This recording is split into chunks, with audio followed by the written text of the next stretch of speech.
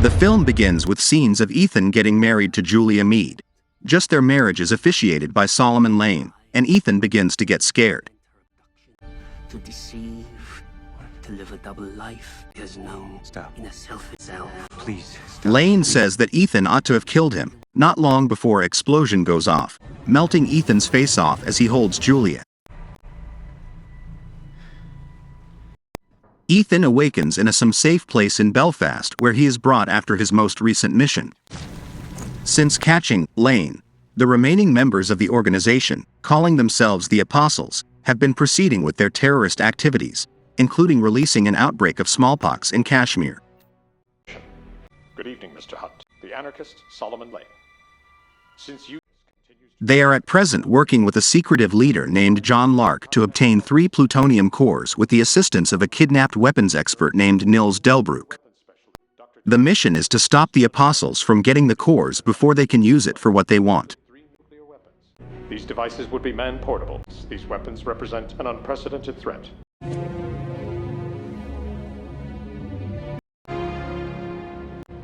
In Berlin, Ethan gets together with Benji Dunn and Luther Stickle to make an exchange with the Apostles for the plutonium balls. However, Luther is taken from his van by one of the Apostles, and they request the plutonium before they kill Luther. Ethan rather shoots Luther. He's wearing a bulletproof vest, and afterward pursues the Apostles. However, the cores have been stolen in the chaos.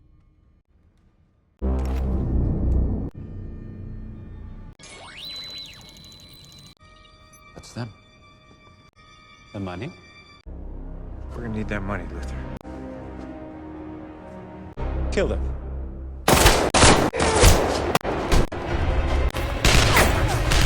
All right.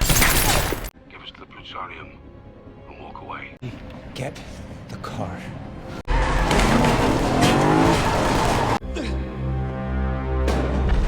Give us the plutonium and we won't kill your friend.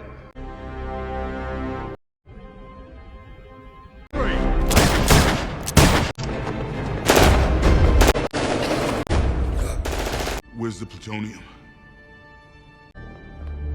It's gone.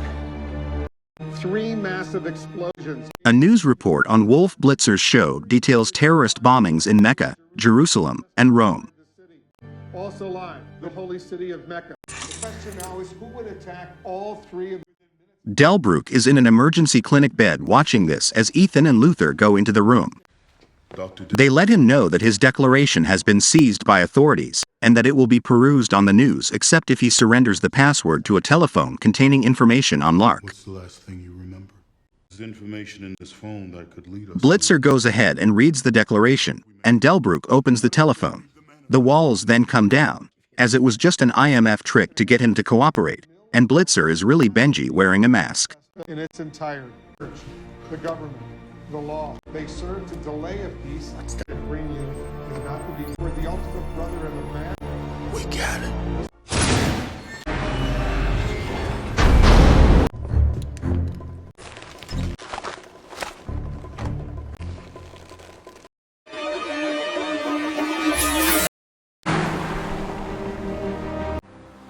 Ethan meets with new IMF Secretary Alan Hunley, who lets him know that Lark is set to meet with an arms dealer known as the White Widow in Paris that night at a party at the terrific Palais to get the plutonium. They are then met by new CIA chief Erica Sloan and her representative August Walker. Since the mission in Berlin was a failure, Sloan doesn't genuinely believe in allowing IMF to work all alone, so she has Walker go with Ethan to ensure the mission goes off effortlessly. Agent Walker, Special Activities. My man goes where no one goes. Level of government. This plane is posing as a... Find that ID band, you find Lark. Ethan and Walker prepare to halo jump out of a plane in a thunderstorm. After they jump, Walker is struck by lightning, and Ethan managed to revive him before they hit the ground.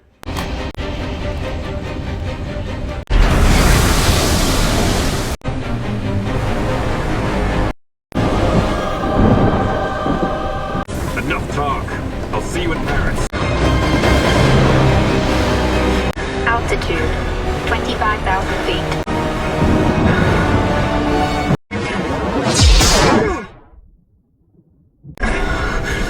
Walker!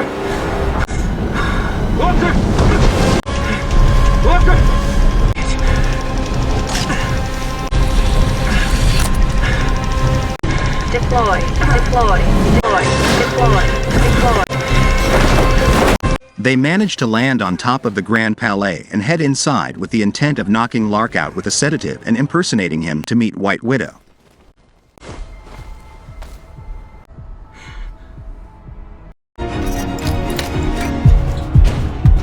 That's where the Widow is meeting Lark.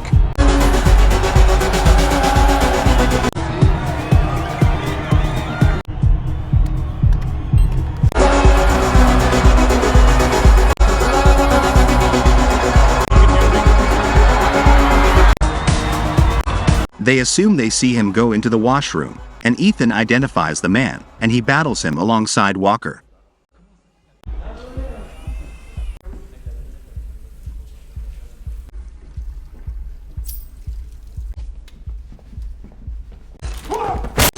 Lark proves to be tougher than expected, even in the wake of getting thrown through a mirror. However, Lark knocks him out with a laptop.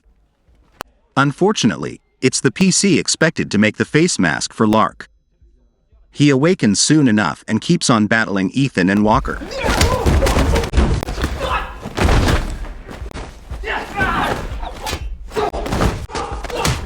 He goes for his gun, but is then shot in the head by Ilsa Faust and at course damage his face with fail their mission.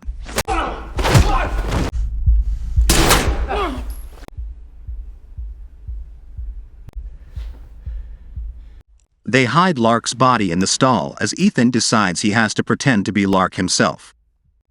North bedroom. Who sent you? I can't tell you that. He looks like they only know he's meeting. Ethan goes into a room utilizing a wristband taken from Lark to get close enough to meet with White Widow. Enjoy the party. He sits with her and arouses suspicion from her brother Zola. You can't possibly be John Mark. I suppose it's better than John Doe. Uglier. Your life is in danger. It's my brother.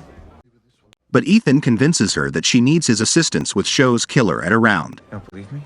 A few apostles in the room then, at that point, attempt to kill White Widow. Yet Ethan and Ilsa kill them first, although White Widow figures out how to demonstrate she can stand her ground too.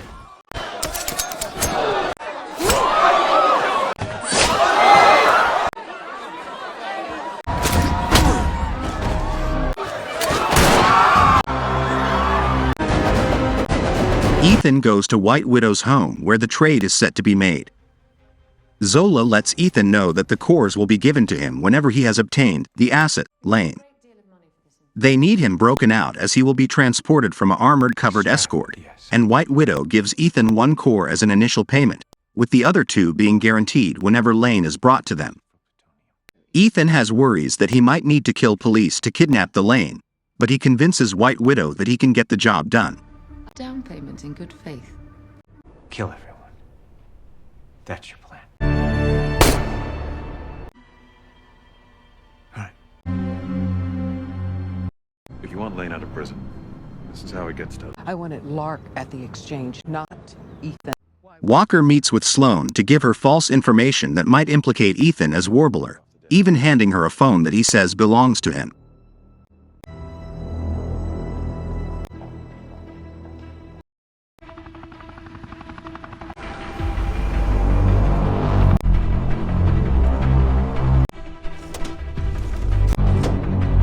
Benji and Luther join Ethan and Walker as they block the convoy and thump it into the Seine.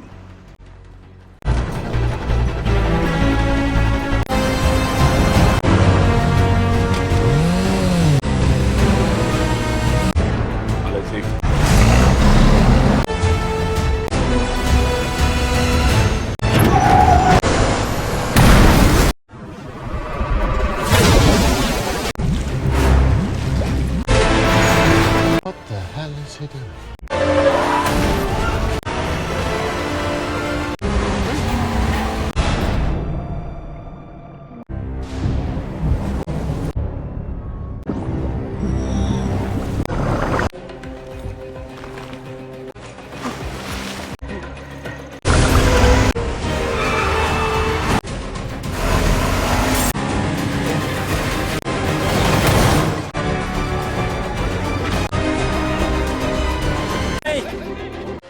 They get Lane out while Ethan and Walker ride away in bikes and are pursued by police through the city.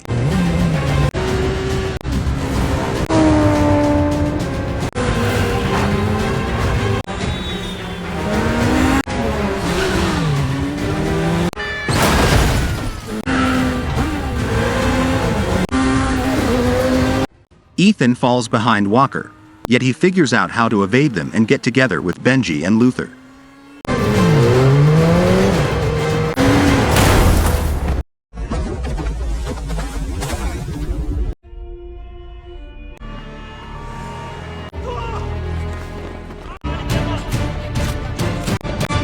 A policewoman sees them taking Lane, doesn't help that he has a sack on his head, and she orders the team to stop what they are doing. At the same time, 4 men then appear, and one of them shoots the officer. Before they kill her, Ethan kills each of them 4 and has her call for backup. Solo wants a word.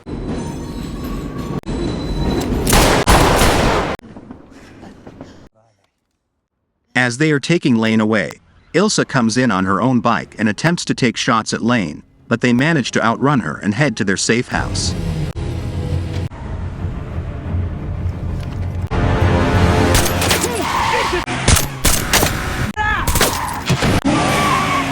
Everybody out!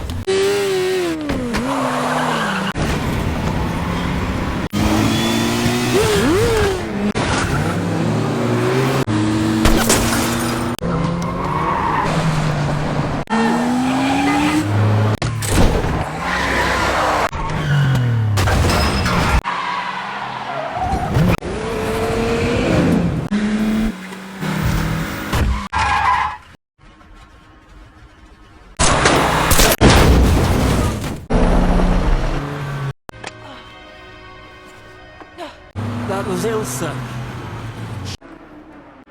They then take Lane to the safe house, where he once again tells Ethan that he should have killed him. You gotta stop and ask yourself who it was giving you the order for attention, hoping to shape public opinion through a syndicate was civilization's last hope. You should have killed me, Ethan. The end you always feared. Got it. You're mine now. Because I don't trust your people. Ethan meets with White Widow again after she lets him know that the men that were killed were her own. Ethan reassures her that Lane is in their custody and that he will be brought to them in London. Otherwise you don't meet the courier, and the plutonium goes to the highest bidder. She's yours. Realizing that Ilsa has been following him, he addresses her, and she lets him know that she has been tasked by MI6 to kill Lane.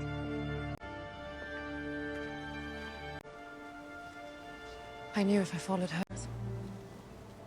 I know. Because you have to kill Lane.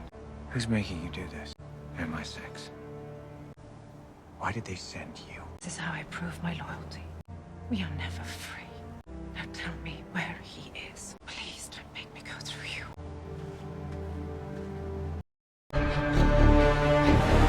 Are you here in London? I am. The Ethan and his gang brings Lane to their safe house London, where Hunley tracks down them and confronts Ethan with a dossier that suspects him of being Lark. Mr. Secretary. So what the hell happened?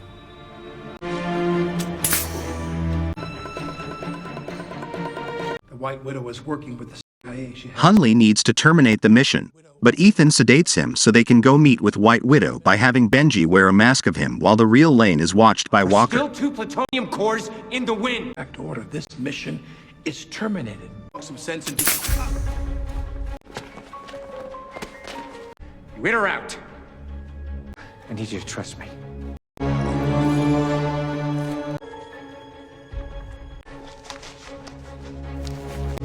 As they continue to proceed with this, Walker converses with Lane and uncovers himself as the real John Lark, having been in association the entire time with Lane to approach Ethan so they can get the plutonium. Walker then realizes that the Lane he was talking to is Benji, and that Hunley heard everything while also letting Sloane hear it too. Call me Apostle. The deal was simple. I help you frame Hunt. You give me the plutonium. Or Hunt's suffering. That's revenge.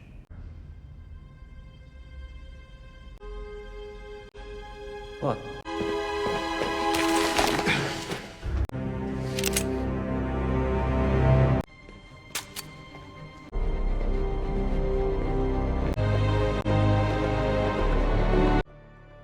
Nonetheless, Sloane sends her own men to extricate Lane and Walker. Walker kills the men and runs through Hundley by knife, but before he moves away, Luther leaves Walker with a tracker. Ethan attempts to help a dying Hundley, yet he advises Ethan to go get Walker. Drop it! Drop it! Put it down! It's all right. I'm bringing you all in. Do you? Go.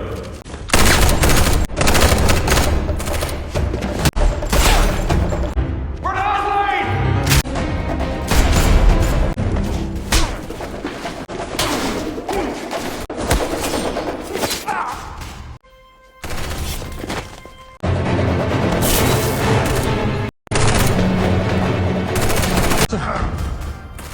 No, man down, man!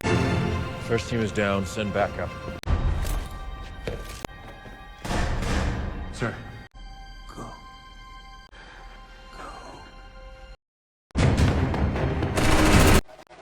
Benji guides Ethan using a tracker for himself to get Walker as he pursues him through London. As he figures out how to find Walker, he tells Ethan that he has to turn himself in and let their plan go through, or else they will kill Julia. Working on it! He's getting away from you. You're gonna have to go faster.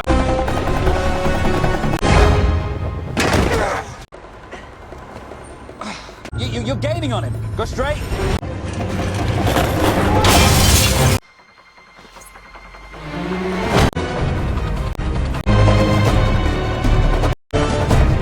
The end of the bridge, turn left.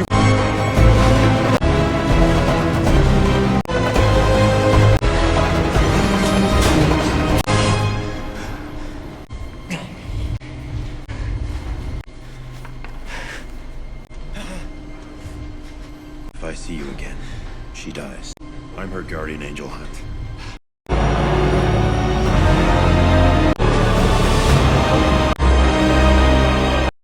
These are the designs we recovered from Dr. Delbrook's lab. The team gathers after they understand that the other two bombs are together, and that they can be stopped once the commencement has been started. The bombs. Luther tells Ilsa about Julia and how she and Ethan knew they couldn't be together since his missions were more of a priority than their relationship, and that Ethan must also care about Ilsa to be helping her. He's traveling east over Europe at 500 knots. So you planned on letting him go? Yes.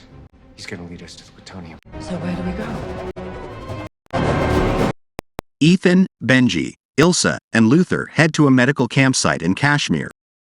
If there's a way to defuse... To safely defuse both bombs. The remote detonator requires that firing key. If we remove that key, While the rest of us cut the fuses on both bombs. Is to let the countdown start. and then remove that key.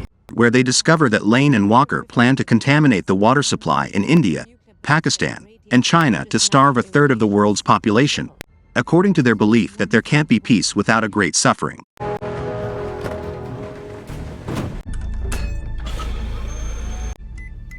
Both devices are now. 15 minutes should give you enough time.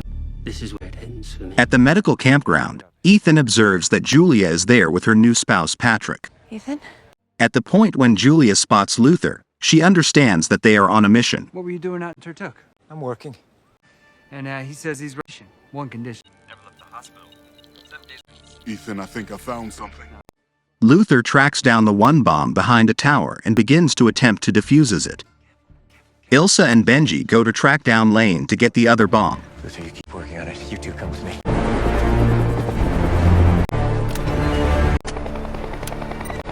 Ethan, the countdown has started. We have 15 minutes. Ethan pursues Walker as he has the detonator and already set off the bombs.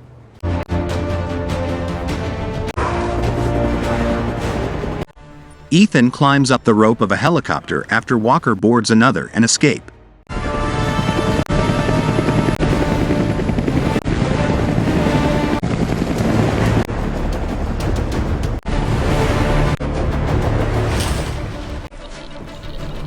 Where's Ethan?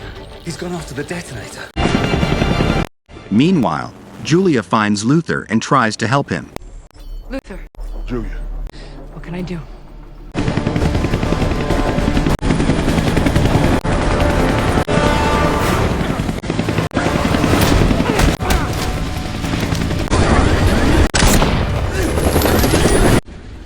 Ethan seizes the one helicopter subsequent to killing the two men inside. Ethan attempts to drop a payload onto the other chopper, but he misses. I'm in a helicopter going after Walker.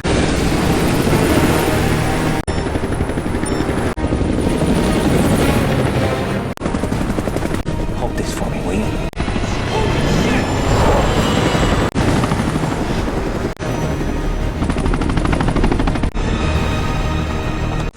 Walker attempts to take shots at Ethan to lose him.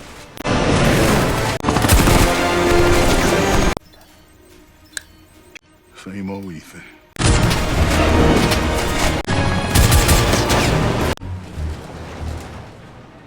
He's in a house at the edge of the village. Ilsa manages to locate Lane in a house where he is keeping the bomb, but he goes after her and ties her up.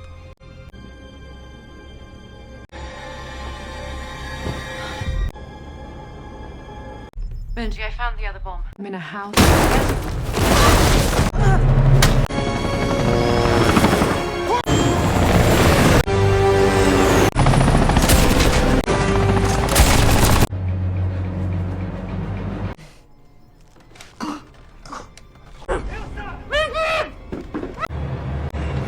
Benji pursues her and battles Lane, just for him to attempt to hang Benji. Anyhow, Ilsa managed to free herself and battles with Lane until she quell him and cut Benji down before they need to defuses the bomb.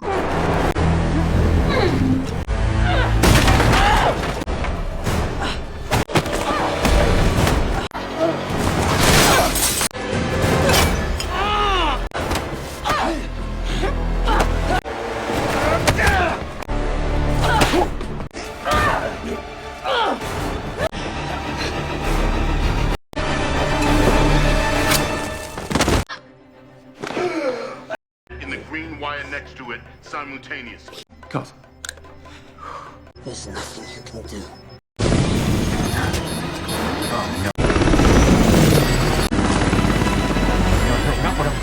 At the end, helicopters then collide and begin to tumble down a mountain.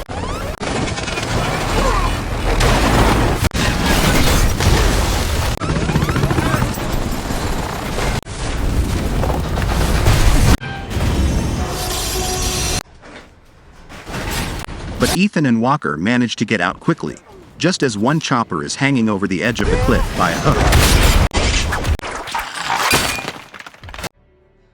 Ethan goes for the detonator, and Walker begins to fight him. The two of them fall over the side of the cliff and hang on by the rope.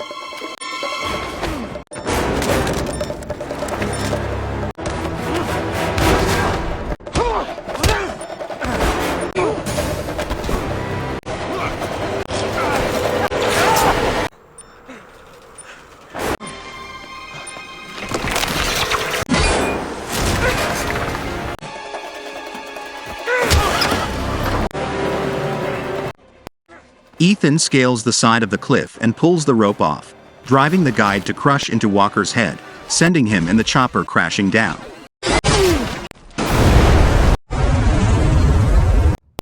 Ethan goes for the detonator just as his team manages to cut the wire with a mere second to spare, after Ethan has already stopped the countdown. Benji, turn the screw counterclockwise. When the time comes, cut the green wire. You can hear me. We're ready to make the cut. Ethan, come in. He'll get it done. We're out of time. We just have to hope he has it. At 2 seconds, we cut. Wait, why 2? Why not 1? We'll do it on 1. Counting on 1? Yes, 1. 1 now.